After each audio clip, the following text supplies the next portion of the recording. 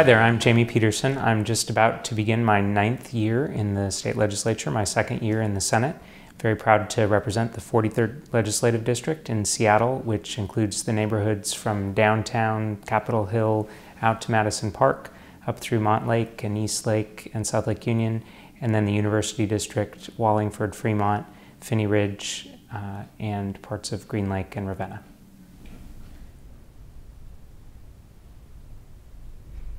So I'm continuing on the Law and Justice Committee, which handles a broad range of civil and criminal and family law matters. This year I'll be the ranking member on Law and Justice, which means that I'm the lead for the Democratic caucus on those issues. I'm also serving on the Transportation Committee, which I think is a really good and important assignment for me this session, because there appears to be a real possibility that we'll get a significant transportation revenue package done. And we also have the Sound Transit authorization pending before us. My other committee is the Financial Institutions and Insurance Committee, which has a range of issues, but of most interest to me are the real property issues, particularly landlord-tenant law, which I've been working on for several years.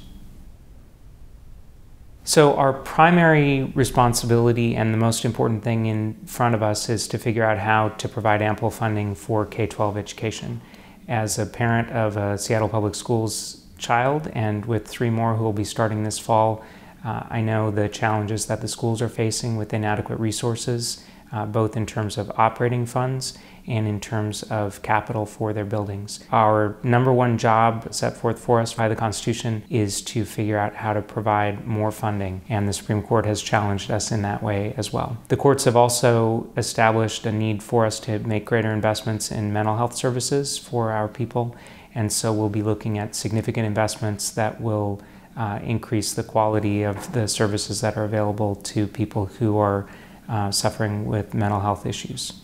And then third, as I mentioned, we have a very significant opportunity to make a big package of investments in transportation infrastructure, both in roads and in transit, to help our economy and to help people avoid being stuck in their cars for long periods in traffic jams. So I'll just mention a couple of them that I've been working on. #1, I've been working for the last few years on revisions to the school construction match formula from the state. That's the metric by which the state passes out money to school districts to assist them with school construction. The Seattle Public Schools have grown in enrollment by over 7,000 kids in the last 5 years, which is a great thing for us, but it creates some real challenges with space at a lot of our schools, particularly elementary schools at this point. So the school construction assistance formula is a way to drive out more capital dollars from the state to the school district and help the district to be able to build or renovate more schools and get those into service.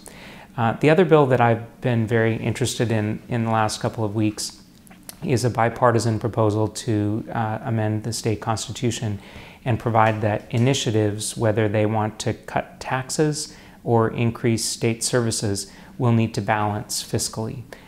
We've seen, from my perspective, some abuse of the initiative process on both sides that has led to some really unfortunate results for us in terms of our state budget.